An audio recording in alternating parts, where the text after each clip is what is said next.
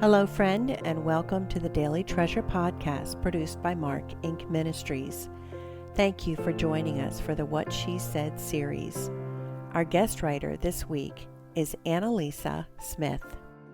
Today's devotional is called The Right of Naming, and today's treasure, But now thus says the Lord, He who created you, O Jacob, He who formed you, O Israel, fear not, for I have redeemed you. I have called you by name. You are mine. Isaiah 43:1. Naming a child. What a wonderful task, and what a tricky one sometimes. The name we choose will likely be part of our child's identity for their whole life.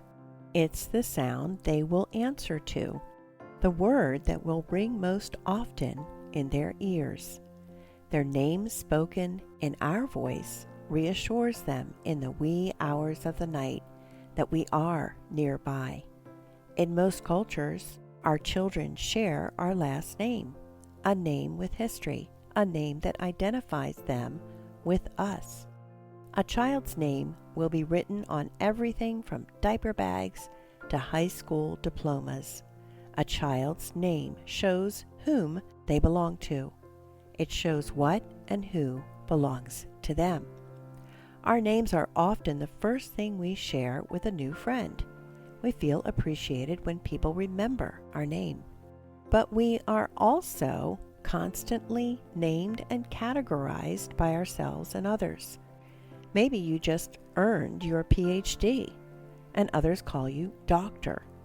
Maybe you've struggled to find a new job lately, and you're suddenly writing unemployed on forms. Maybe you have been a stay-at-home mom and your youngest child has just flown the nest and your days have begun to evade easy definitions. Maybe others describe you as artsy, granola, type A, ambitious, quiet, handy, or put together.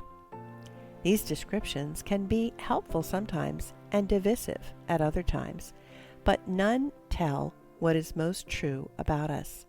Our friends and our society do not have the right of naming. Parents typically have the right to bestow a name on their child as they fill out their birth certificate or adoption paperwork. And God alone, the one who made us, has the right to define our identity even deeper than our name. Isaiah was one of God's messengers appointed to give instruction, warning, and encouragement to God's people in times past, when they were in the midst of very difficult circumstances brought on by their disobedience.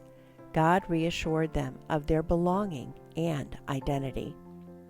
But now, thus says the Lord, He who created you, O Jacob, He who formed you, O Israel, fear not, for I have redeemed you. I have called you by name. You are mine. Isaiah 43:1.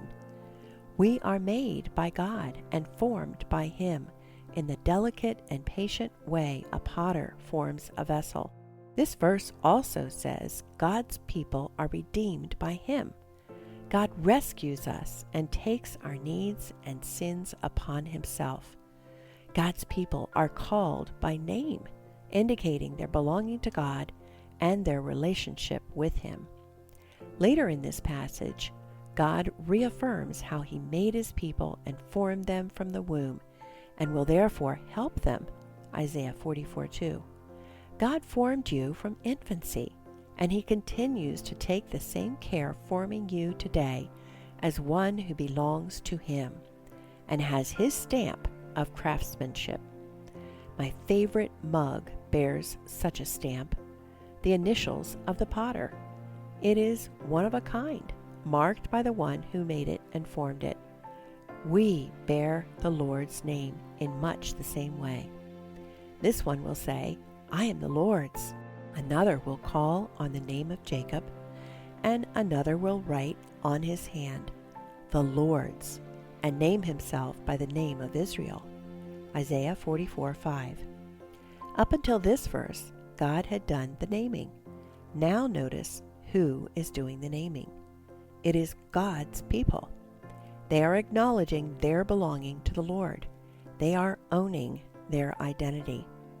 When I was newly married and had taken my husband's last name, I recall pausing every time I was asked to provide a signature. I had to remind myself to write Smith rather than the maiden name I was so accustomed to. I was owning my identity, and it took reminding myself. When our children get overwhelmed or frightened, we often speak gently and calmly to them. They need reminders of our love. But I hope these verses remind you how God speaks belonging, comfort, and reassurance to us in much the same way. I pray we would hear His voice in our ears and our name on His lips in times when other voices seem loud, scary, or confusing. I pray we'll listen for His reassurance when the voice in our head sounds critical or overwhelmed.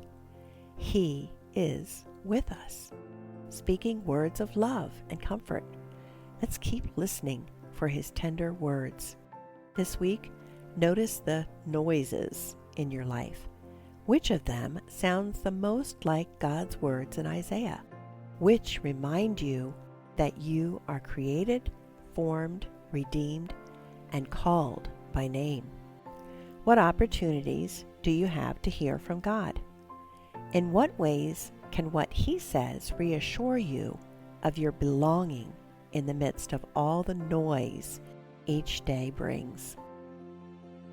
Dear Father, our ears buzz with names others give to us and our own self-assessments.